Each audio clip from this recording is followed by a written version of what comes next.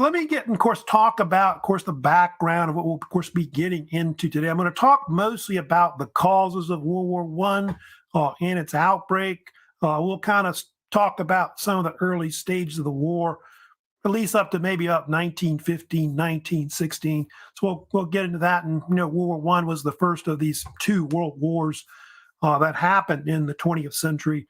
World War II is more bloodier, but World War One, in a sense, led to World War II. They think later as well. So let me, of course, talk about, kind of get into the background of World War One itself. World War One, very bloody conflict. Not quite, like I said, as bloody as World War II was. The years for World War One, by the way, from 1914 to 1918. Led to about 10 million soldiers, at least 10 million, or close to 10 million died during the war, combined on both sides. I think if you add civilian deaths, it's probably double or more. And then if you add in, I think, the Spanish flu, that influenza pandemic that happened at the end of it, you might be looking at 20, 30 million or more combined total. Some even say 40 million. I'm not sure about that. But those are more conservative estimates of probably 10 to 15 is usually what they sometimes say. They had different names for the war. Of course, today they call it World War One or the First World War. But back going to, I guess, before World War II, they call it the Great War. That's what the veterans called it from that war.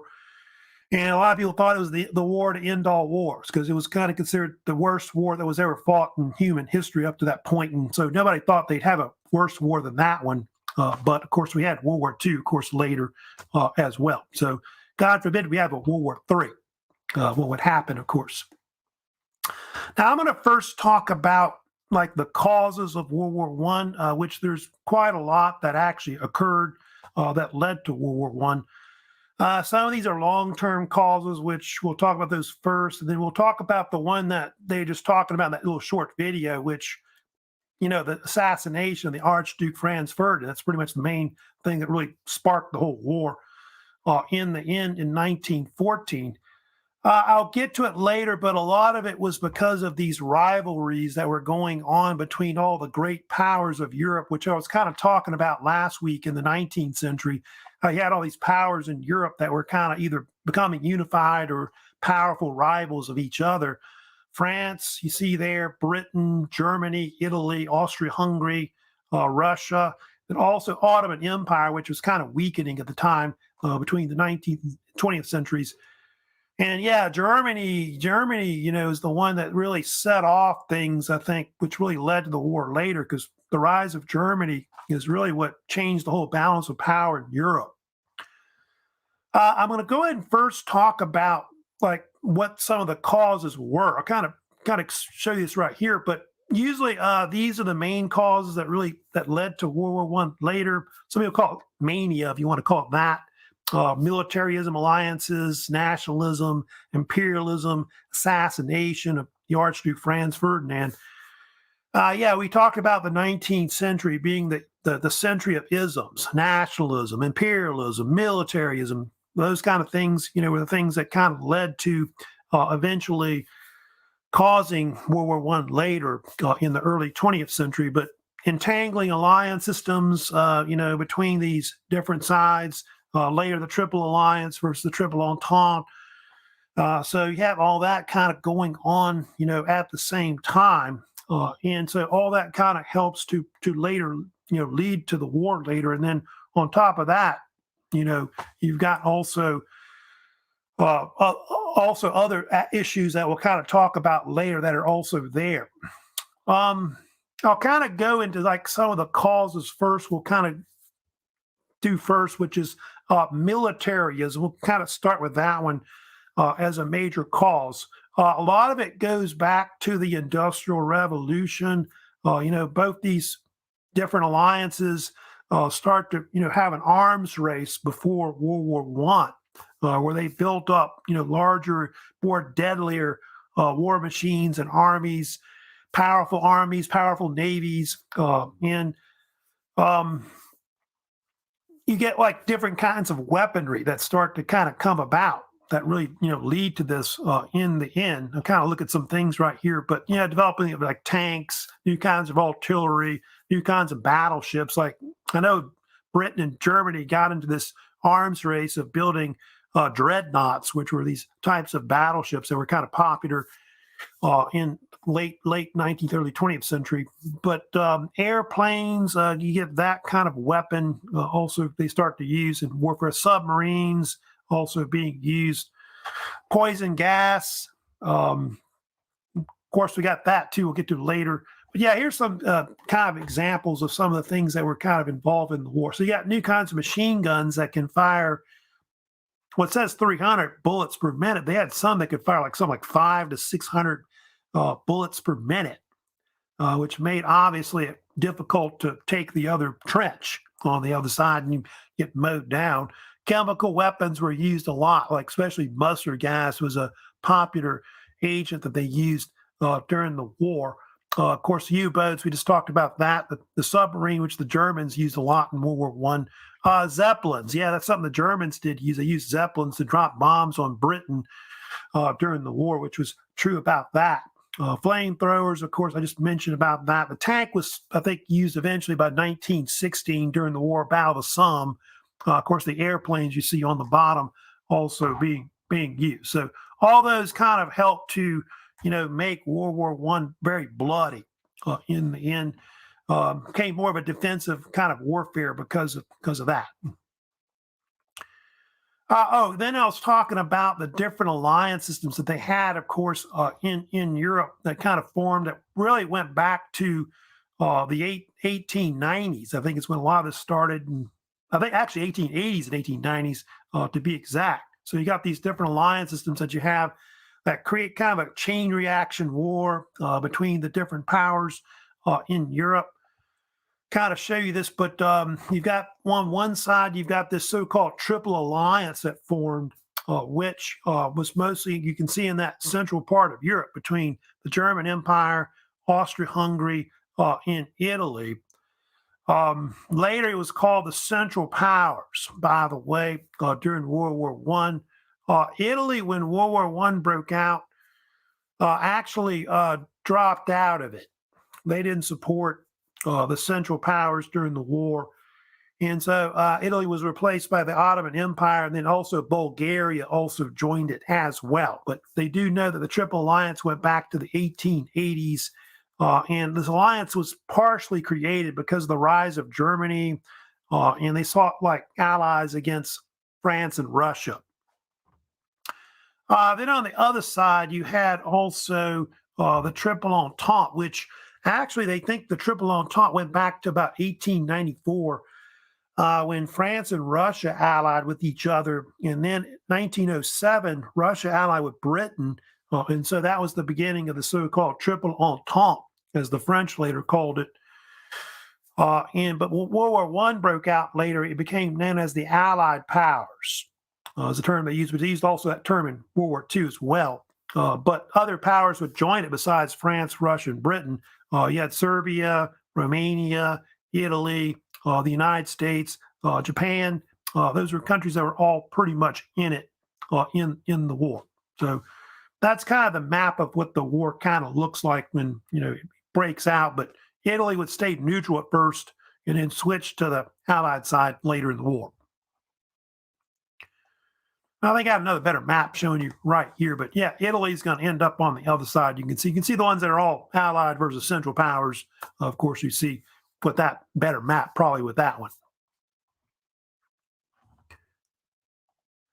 Yeah, I was talking about from last week about imperialism. That's another issue that really also helps the cause, World War One. Because you got all these rivalries where they're trying to create colonies, all over the world, like in Africa, Pacific, Asia. And I know in Africa, when World War One broke out, you get the Germans fighting against the Allies there.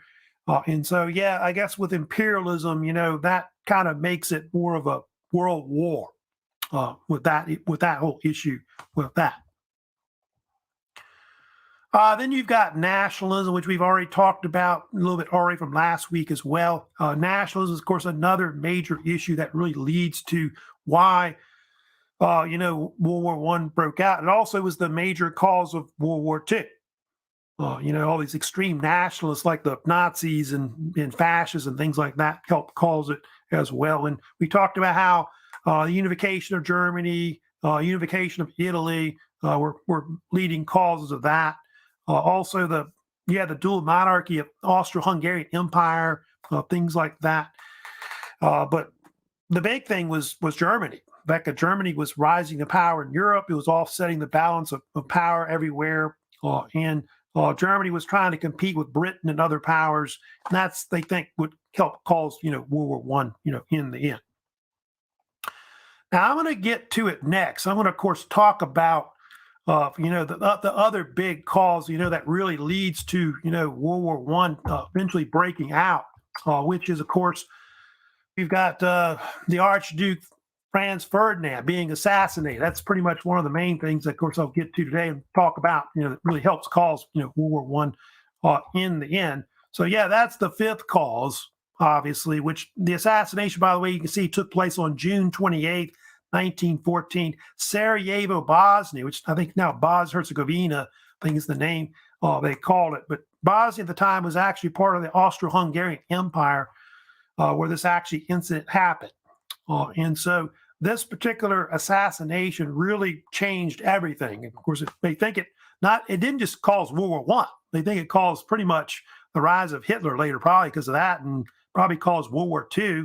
And so pretty much the way Europe is later was caused by this one incident where one man shot him with one bullet. If you imagine that. Of course, there's been a lot of paintings depicting, the Archduke being shot right there. Of course, kind of show you that right there. It's been dramatized quite a lot. And both of them were shot. We'll get to it later, but his Archduke and his wife were both shot by Gavrilo Princip. And a little background about the Archduke. He was the heir to the Austro-Hungarian throne.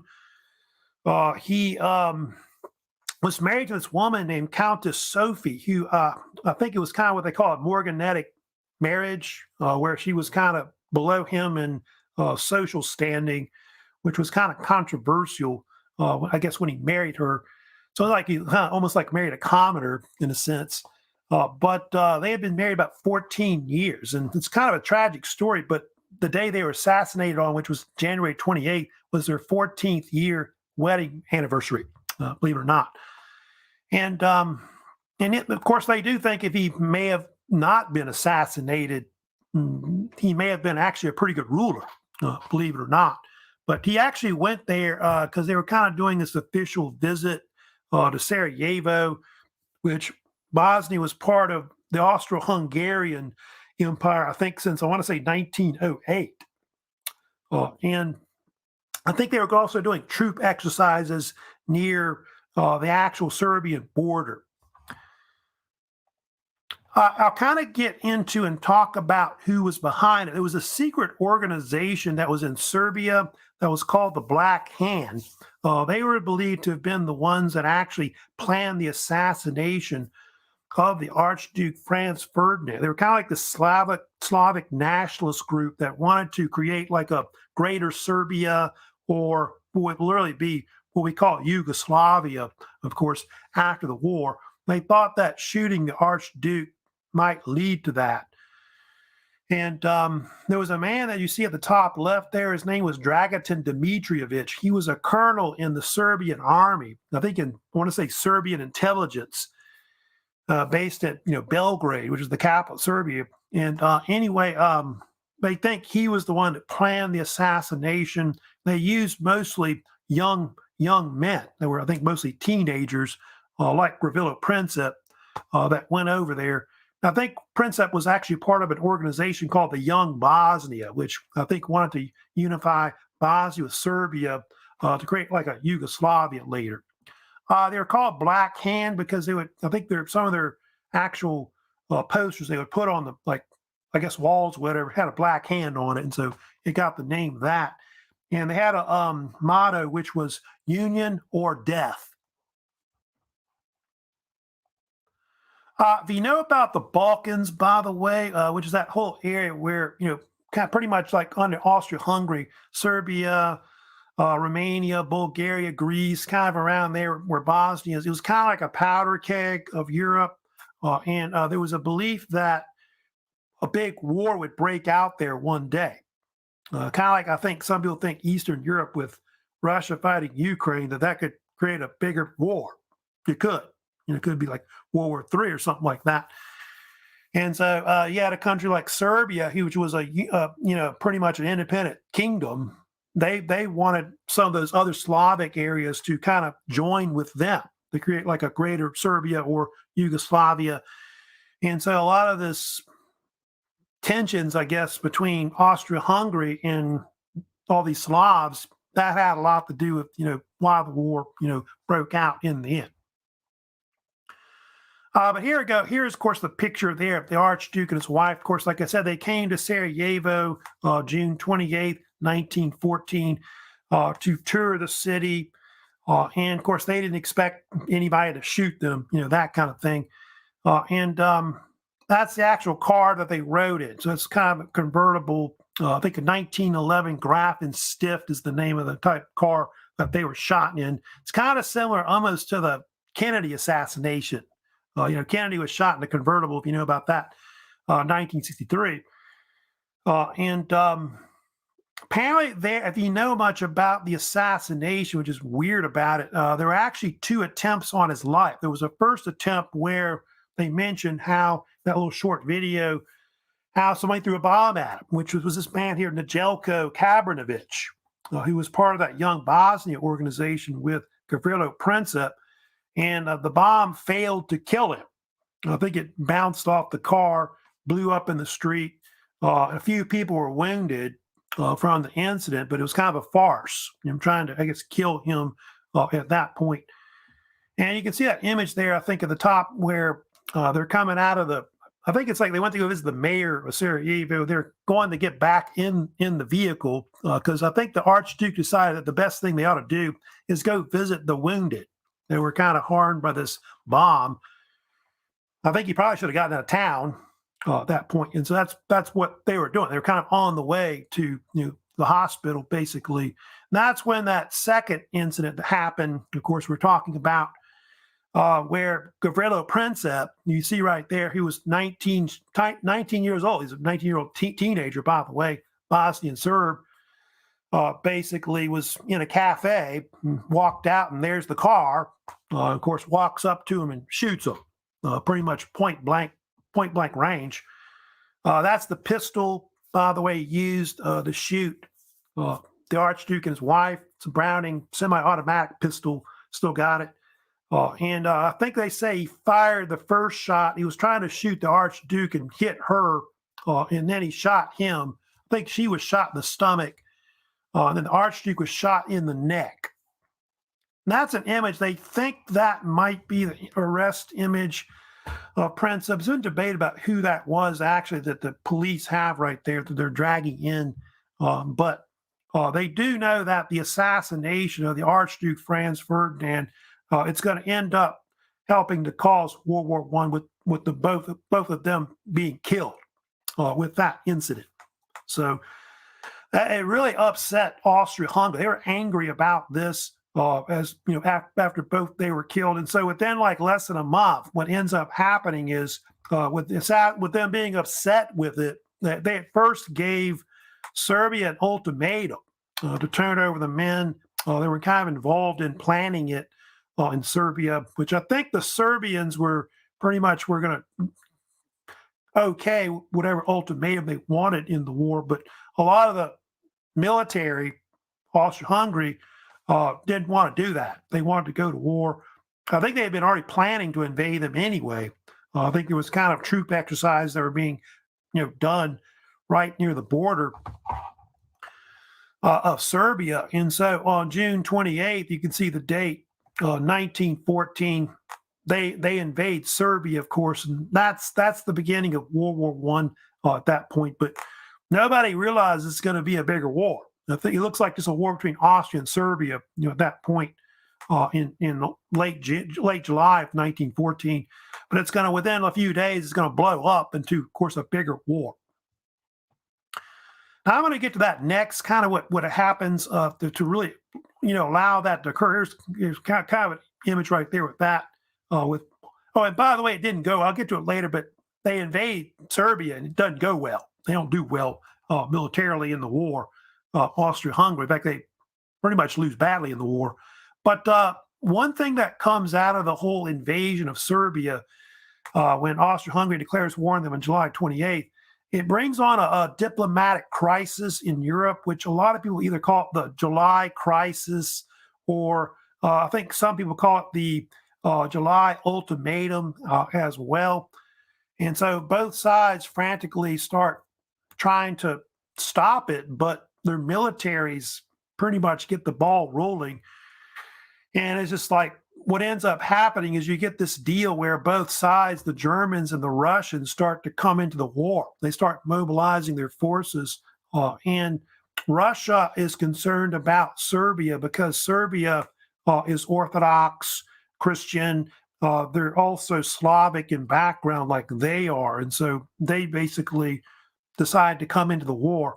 And then Germany is an ally of Austria-Hungary. So they decide to back up that country, which I think the Germans were going to basically give Austria-Hungary a blank check to basically fight the war. They were going to give money and stuff like that. And so that's what really caused the war to really blow up in 1914. I think if you know about the ruler, I think there's a story where the rulers in like Russia, Nicholas II, and also Kaiser Wilhelm II in Germany, they tried to stop it. I know Nicholas tried to send telegrams to Germany to try to end the war. So-called Nicky, I think they call them what do they call them? The Nicky. It's kind of funny about that. These telegrams they sent back and forth. Yeah, the Willie Nicky telegrams, I think they were called, or something like that. They tried to stop it, but the militaries were pretty much, it's like they wanted the war, in the end. Now, I'll talk about the Germans first, because what's going to happen is the Germans are going to really, they're going to declare war on Russia and France. And that's really going to cause the war to expand. That's why Germany ends up getting kind of blamed for the war. They feel like they expanded by August of 1914. What happened was, if you look at the map here of Europe, and the different allied, you got the allied powers now forming that are in green. Then you got the central powers that'll be kind of in that orange, yellow colored areas. And part of why they mobilized the Germans was they were worried they were going to have to fight a two-front war against the Triple Entente. So the Germans are going to have to fight Russia in the east. They're going to have to fight France and probably Britain in the west. So they got this issue to deal with. Later, they got Italy, of course, in the south, too, that you've got as well. And so the Russians had been worrying about this for a while, going back to about 1908, after the Triple Entente pretty much is formed. And so they had this thing called the Schlieffen Plan that the Germans had been kind of working on for a while, which was actually developed by this German general named Alfred von Schlieffen. And the military plan, you can see there, was an idea to try to avoid a two-front war with France and Russia. So the plan was mostly to mobilize a majority of their forces to invade France mostly first, take Paris before the Russians could mobilize in the east. The reason why they felt like Russia was not as industrialized compared to like France, military not as good either. So they realized that the French would be the harder, foe to defeat. And you can see there, they were supposed to do this like in 6 weeks, that plan. And of course, it didn't work out like they wanted it to. They end up falling short, about this in northern France. And it ends up stalemating, which is kind of part of why World War I is so bloody. It's because neither side's able to win in France until the end of the war. But it was a plan to try and avoid this two-front war, but in the end, it ends up being bungled, of course, by the Germans. here's kind of a view here of the invasion. But by August, of course, the Germans declared war on Russia and France, and then also Belgium. If you know about it, most of the Germans invade through Belgium into France and also Luxembourg into northern France. And part of why the Germans wanted to invade the northern France was because the northern part of France was the most industrialized. Those were areas that they wanted to take first. And then obviously take Paris like they did in 1871 during the Franco-Prussian War. So it's kind of like almost like similar to that war a little bit. Although I think the Germans invaded more from the north instead in this war. Initially, the most important battle associated with the beginning of the war in 1914 is really the Battle of the Marne, which you can see there took place between late August to early September 1914.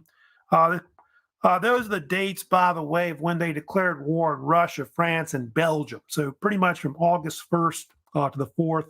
And then the British, you can see there, they came into the war too.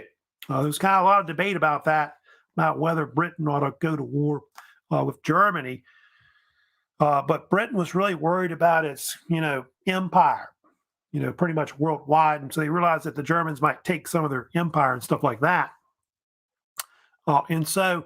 With the fall of Belgium, which Belgium put up a fight for a few weeks, but August 21st, it fell. And then from there, the Germans then pushed into northern France, you can see.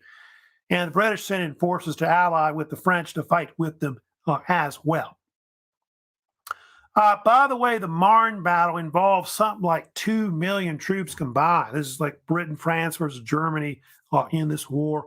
It was one of the largest European battles ever fought in history so far. Last one before that was Leipzig. I think I told you Leipzig was like 500,000 to 600,000 troops that fought in that battle, with Napoleon.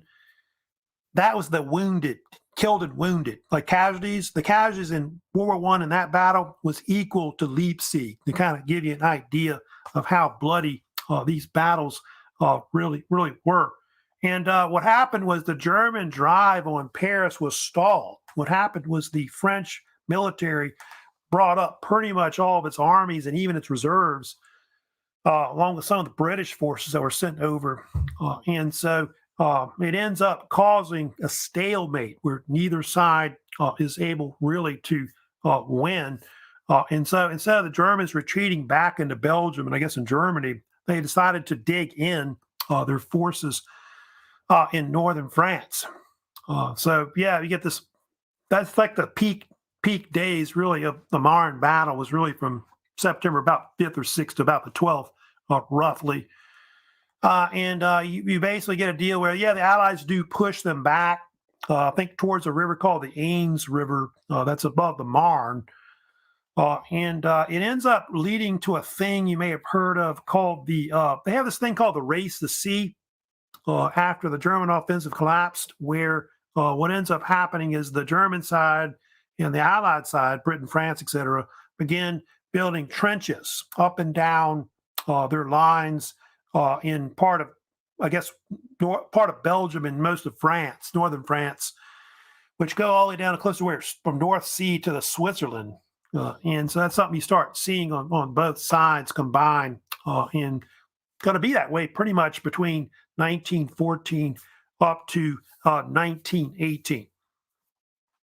I think the guy you see in that picture that's on the left, that's Ferdinand Foch. He'll eventually be the top general on the French side in the war, probably one of the greatest heroes on the Allied side in World War I. But one thing about the war, it does create bloody trench warfare. So one thing about the Western Front, it was the bloodiest front in World War I. Somewhere between 13 million men were killed and wounded in the war on both sides combined. I think that's might be killed in the war, something like that. I think it's pretty much killed and wounded, I think, on the Western Front.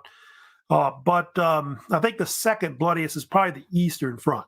That happened with Russia fighting against the Central Powers, mostly against Germany in that war. So yeah, it's part of what led to why World War One was so bloody. Neither side could really win the war for a long time because of all the defensive trench warfare being fought. Uh, and they didn't have tanks yet. Tanks won't really come about and used until the Battle of the Somme in 1960, which I think in the end the tanks kind of helped to kind of force the Germans back in World War One. But also entry of the United States also in World War One in 1970 had a lot to do with that later. I'll get to probably later in the week. Yeah, let me also kind of talk briefly for a few minutes about some of the other, like they had different fronts that they had in World War One. I'll kind of mention about just for a little bit. But yeah, if you look at a map of World War One, they had other fronts. The other big front was the Eastern Front, where the Central Powers, which included like Germany, Austria-Hungary, also Bulgaria, fought against Russia, who was also backed by Romania. So that's kind of the Eastern Front. You can kind of see how in that war it didn't go well for the Russians. They got pushed back through Poland and the Ukraine. And eventually, I think if you know about it, the Germans even took like the Crimea, which we're kind of fighting over now, I guess, Russia and Ukraine. But you can see how they get pushed back. And the Eastern Front was kind of a disaster for Russia in World War One. It helped pretty much cause the Russian Revolution in 1917 that toppled the Tsar, the Romanov dynasty. So yeah, their defeats were pretty awful, and I forget the number exactly of how many it was, but I think it's like 4 or 5 million Russians had casualties in the war, which kind of helped lead to the Russian Revolution in itself, right there, just the casualty itself. In Italy, they have they call it different names: the Italian Front, Alpine Front, and that was a war that broke out later. I think in 1915 is when you start seeing Italy get in the war. 1950, 1916, they decided to enter the war. And Italy fought against Austria-Hungary because they wanted territory that was up in the kind of northeastern part of Italy. And Italy also wanted some of the territory on the Adriatic Sea. So that's why they end up in the war. They later have battles which are pretty bloody too, because if you look at that particular war, both sides suffered like over 4 million casualties. Battle of Caporetto, you may have heard of, or the Battle of Vittorio Veneto. Those are battles which really are probably the most famous or fought in the war. Italy would later end up winning that war in the end, take some territory from Austria-Hungary, but not without a cost with that. In the Balkans campaign, they had that too as well. Austria-Hungary fought Serbia, which they did not do very well with that. They invaded at first, but they got pushed back by the Allies, rebuffed by 1918. And so, yeah, Austria-Hungary, I think they succeed, on the Eastern Front, but they lost pretty much territory against Romania, Serbia, and also Italy as well.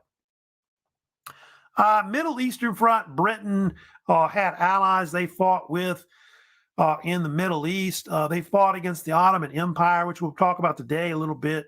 They fought with the Arabs also as well. A lot of Arabs wanted to have their independence from the Ottoman Empire. So a lot of them joined up with the British to fight them. You may have heard of Lawrence of Arabia or T. Lawrence, who was kind of famous, aiding a lot of the Arab forces against the Ottoman Empire. And that was a front that most people don't know that was fought, but a lot of it had to do with later, nationalism that would later occur, especially after World War I and World War II. You'll see a lot of independence from a lot of those Arab states after the Ottoman Empire breaks up. They did have an African front, by the way. Britain, France, Portugal, Italy, Belgium, like those countries like that, especially Britain and France, fought against Germany, mostly in the western parts of Africa, mostly were fought with African soldiers on both sides combined. The Germans had a pretty good general that fought in Africa named Fatal Flaw, and who actually did pretty good against them, but they were outnumbered vastly by the Allied side in the war. So Germany would end up losing a lot of its territories after the war. And don't forget the Atlantic. In the Atlantic, to the west of Europe, you got the German submarines, U-boats are being used to attack Allied shipping, which kind of put a stranglehold on some of their, war munitions and things like that they might need in the war.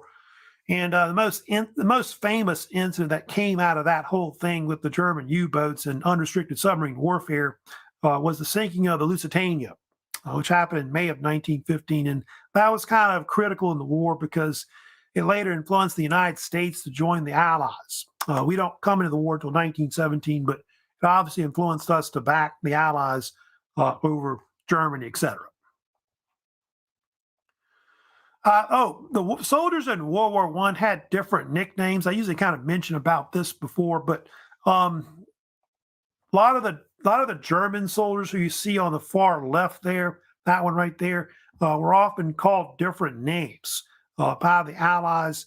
Huns was kind of a common name they started using in World War I because they were kind of comparing the German invasion of France to Attila the Hun, who invaded part of the Roman Empire in the 5th century AD. They also called him Fritz because obviously Germans were commonly called Frederick, Frederick the Great. So Fritz, Kraut, Laboche, both those were kind of similar. Those were names that kind of talked about how the Germans like to eat sauerkraut, with like sausage, etc. Laboche, I think kind of meant the cabbage head or the cabbage people, cabbage head or something like that, I think is what it meant because they ate sauerkraut. And so that name stuck to, I think later in World War II, they used the term Jerry also, as in the Germans as well. The French were called different nicknames. The Pelou was kind of a name they would sometimes, I think that's a kind of a Pelou soldier, maybe in the middle. But anyway, they called them that because they would not shave.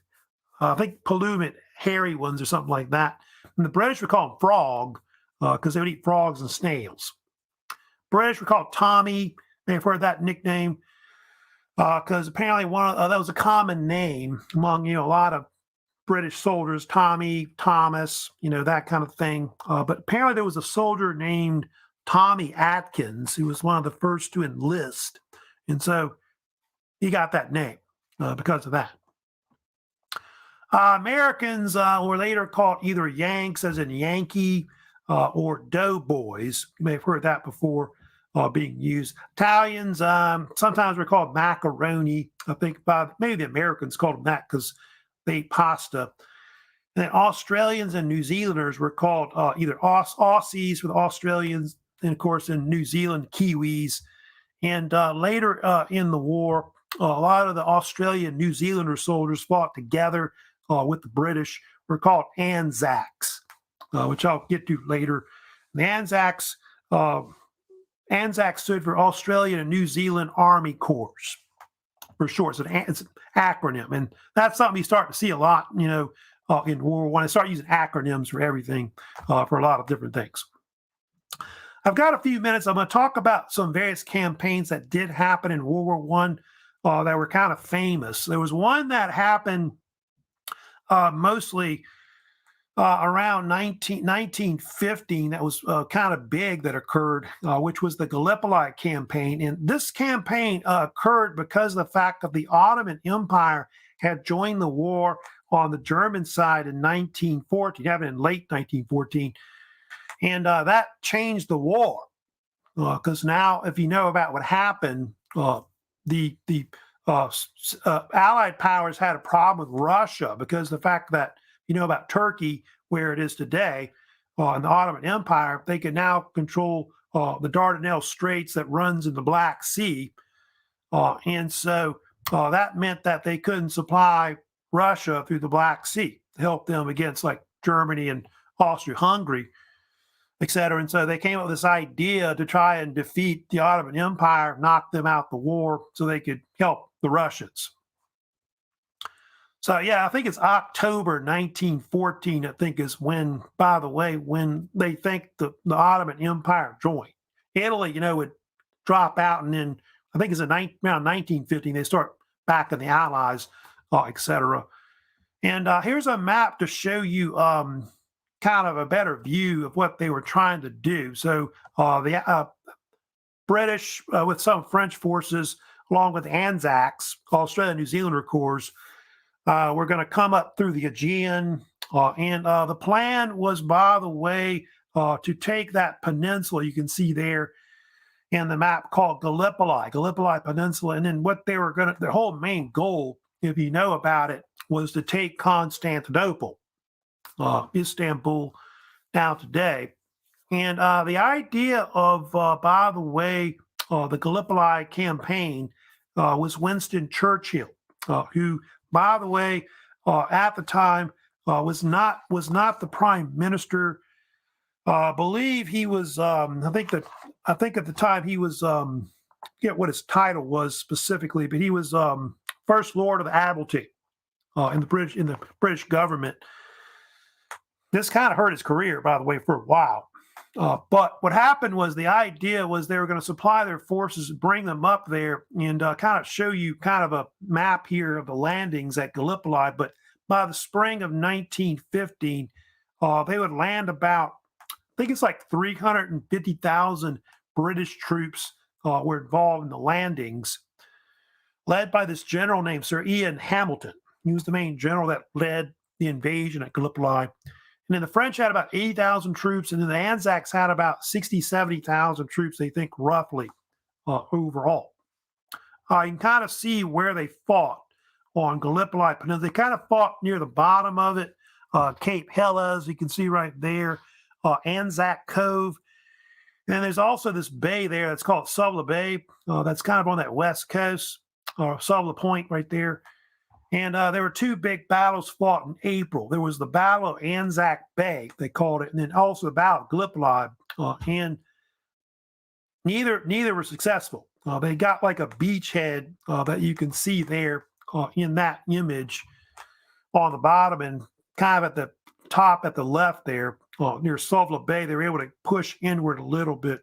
But what happened was the Germans had come in and they equipped the Turks with like artillery, machine guns, and they were giving them, like, I think they had some generals they sent in to kind of give them military advice on how to fight against the Allies. And I think the Allies at first, if you look at that map, tried to come up the Dardanelles with their fleet, but the Turks mined it, and they put artillery on basically on both sides, and so they blasted them, and they couldn't get up. The first plan was try to get up there by ship, and then they tried to get by land, and so neither were really successful in the end in doing that. By the way, the Allies would suffer, I think the numbers vary, but over 250,000 casualties. That's quite a lot out of that force, which was somewhere between 400,000 to 500,000, I think, total. The Anzacs themselves suffered over 50,000 out of 65,000 men. 35,000 men were killed and wounded.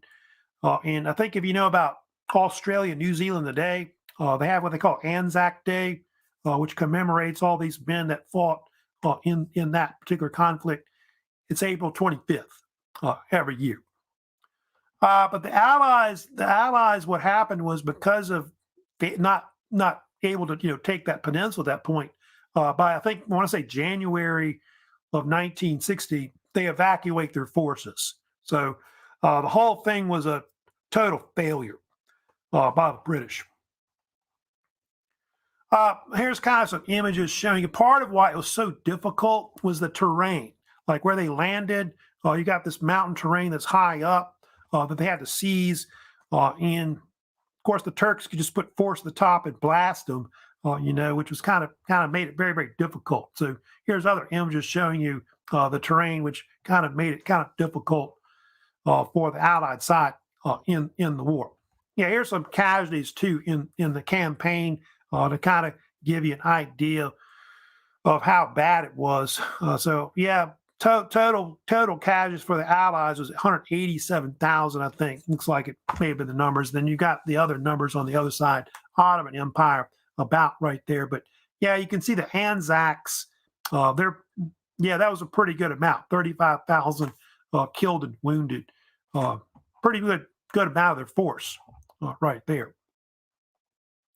Oh, by the way, there was a big hero in the war. It was a man named Mustafa Kemal. They call him Ataturk, which, by the way, means father of Turkey. He was the biggest general on their side who helped them win the war. And he's important because after the war, after the Ottoman Empire broke up, he helped form the Republic of Turkey, which was created in 1923. And he went on to become the first leader of it, I think president of Turkey. And so that's why they called him Ataturk, father of Turkey. Right. I'm also going to talk about one more thing that happened too, which was in See, they had a bunch of these stalemate battles that happened in the war that were very bloody. The Battle of Verdun, I'll talk about that one first. I'll talk about the Battle of Somme also as well. And Verdun was considered one of the greatest battles that was fought in World War I. It was one of the longest that was fought also as well. Last somewhere between like 10 to 11 months to kind of give you an idea, or 302 days, if you want the actual amount of days that was fought in World War I. And it was fought in a small area in the kind of northern part of France, which was kind of strategic because of the fact that the French had a bunch of these forts that they had built on their frontier with Germany going back to, I think, the 1890s after the Franco-Prussian War. And kind of show you some images right here. But there's the actual dates, February 21st to December 16th, 1916. Verdun's not the bloodiest battle of World War I, but is considered one of the bloodiest overall. And to kind of give you an idea of how bad the war was, they say that in a 10-month period, something like 30, 40 million artillery shells may have been fired by both sides in the war. That's maybe that's kind of probably a conservative estimate. I've heard maybe it might have been 50, 60 million that they may have fired at one point. But they think that most of the casualties, a lot of the war, it wasn't like disease, it was caused by artillery fire, that you probably would get killed or injured. Why was Verdun such an important battle? Well, it was predominantly a German offensive battle. The Germans tried to counterattack what the Allies had been doing on the Western Front between, I guess, 1914 to 1916. And it was fought along the Meuse River Valley. It was an important river that the Germans had taken before, but they had been pushed back.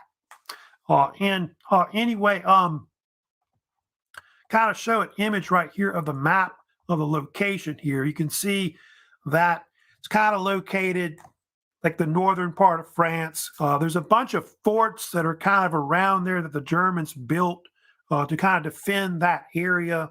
Verdun was, by the way, an old medieval French town.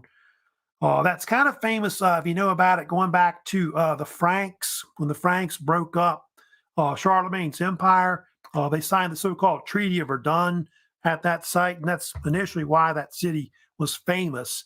I think 843 AD was the year. But you can see all these forts they built everywhere. Like, see every those little the pentagram, I guess that's a 5-shaped fort right there, but hexagram or whatever that is. But Douaumont, Vaux, Souville, those are all kind of forts. I think they were the most strategic ones that they mostly fought over right there. And apparently, if you know about it, they only had one main road that ran to Verdun, where they supplied the Allied forces there. It was called the Voie Sacrée, or Sacred Way. And if the Germans had taken that, road, that would have been it. They would have taken Verdun and probably broken through at that point. And so Anyway, yeah, those are the main forts they fought. Douaumont was the one I think they talk about the most. That was the most famous that they fought over. Fort Vaux, Fort Souville was another fort that was big. I think I've got an image showing the fort, like Fort Douaumont before the battle, and then you can see after, how it's basically almost destroyed and trying to fight over it. And both sides took that fort several times, like back and forth, like fighting over it right there. Uh, Here's some images showing, of course, Verdun, which, of course, are in color. That's kind of some French soldiers, of course, fighting in the war right there. That's the town of Verdun after the battle's over. So it's just a lot of it was destroyed in the battle. Those are all the artillery shells I was talking about are fired. Just ridiculous amount of artillery shells that were fired that were just shot by both sides. Crazy. Those were the different generals that were also in the war. Erich von Falkenhayn, he was one of the top generals in the war in the Western Front between 1914 to 1960. It was really his idea to attack Verdun, and Falkenhayn wanted to use a war of attrition to defeat the French. That's kind of what the war becomes. You know about it by 1916, 1917, where they believed that if they could kill more of the enemy, they could win the war. And so he made this comment that he was going to bleed the French white at Verdun. And so he ends up trying to do that, but in the end, it's a stalemate and neither side really wins. And he later gets sacked, by the way. He's fired. They bring in Paul von Hindenburg to replace him. The French had their general, too, that was big, which is Philippe Pétain. Pétain was not one of the top generals in the army. Ferdinand Foch was the head of the combined French forces, but he was the main hero that stopped the German advance, of course, in 1916, and he was often nicknamed later the so-called Lion of Verdun. If you know about Pétain, he's kind of this man that's kind of controversial because during World War II, if you know about it, after Germany defeated the French in 1940, he backed the Nazis with the Vichy French government. So he kind of was later vilified, if you know about that. But I think if you study about the Battle of Verdun, there was a motto they started using, which is "They shall not pass." And that motto was actually not attributed to him, but another general named Robert Nivelle. But it became a motto that they used, that I think even wrote on walls, and you see it on like postage cards right there, right there. Basically, if the Germans would have broken through, that would have been it. That would have been pretty much the end of pretty much the war. But yeah, here, of course, an image showing you the dead at Verdun. That, by the way, is the Verdun Memorial that was later built later. I think maybe built after World War II, maybe later. But that was a memorial they later built to honor all the soldiers that died, of course, at that battle. Now, they do have another battle that also happened in 1916 that was pretty bloody, which is the Battle of the Somme. The Somme battle took place between July and November of 1960. This battle was more of a British battle. French fought with them too in the war. But it was like this counter-offensive battle that they fought like kind of north of Verdun. And I think it was also kind of done to counterattack what the Germans were doing at Verdun. They say this was one of the bloodiest battles of the war, too. The Somme and the Verdun are pretty bloody, and involved something like 3 million troops or more on both sides combined, to kind of give you an idea of the amount of forces that were involved. Now, yeah, it may have resulted in 1 million casualties or more. That's how bloody the Battle of the Somme was, but it's not the bloodiest battle of all time. Battle of Stalingrad is in World War II. Kind of show you kind of some images. Of course, if you know about the British, this is actually Britain's worst battle they ever fought in, like the bloodiest battle overall. Just like I think you know about the Battle of the Somme, the first day of that battle, which I think was July 1st of 1916, the British lost 57,000 men in the first day. That's crazy. I think that's most they ever lost. Period. 19,240 men were killed on the first day of the battle. So these battles were ridiculous. A lot of it was because of not just the artillery shells, but machine guns. You try to go over the top and take the other trench, and they just mow you down. You don't even get there. But yeah, you can see a map showing you the locations of where both battles were fought. Actually, the Allies were able to push the Germans back. I think something like 8-9 miles. They call it the so-called big push. Was the joke they had about it. And part of why they were able to push back the Germans was the British, if you know about, introduced the tank in this battle in World War One. The tank kind of is a offensive type weapon that'll change the war around. Does a lot in World War II, also other battles, and so that's part of why that occurred more than anything. One thing about the impact of the Verdun in some battles. One thing, it becomes like a war of attrition. It's almost like stalemate battles where neither side's really winning the war, and you really won't see really the Allies win the war until 1918 after the United States comes in, brings in fresh troops, and that'll kind of eventually lead to why Germany loses by the fall winter of 1918. A lot of discontent in a lot of the countries. I know in France, they actually had a deal where troops actually mutinied. They refused to fight. And there was cases where they shot some of their soldiers. I think there's a movie you may have seen called Paths of Glory. It's got Kirk Douglas in it, and they basically had that issue as well. And it led to replacements of like their politicians, like in Britain, France. David Lloyd George became the ruler. George Clemenceau took over France and things like that. And then the Germans had to reinstate unrestricted submarine because they want to try to strangle the Allies as much as they can to try to defeat them. And then the other thing that happened too, as well, between 1916 and 1917, the Germans realized they stayed where they were with their defense lines that they might lose. And so Hindenburg, who took over the West, became the main general for the Germans, pushed back their lines, and they built what they call the Hindenburg line, which was a defensive line that was built there.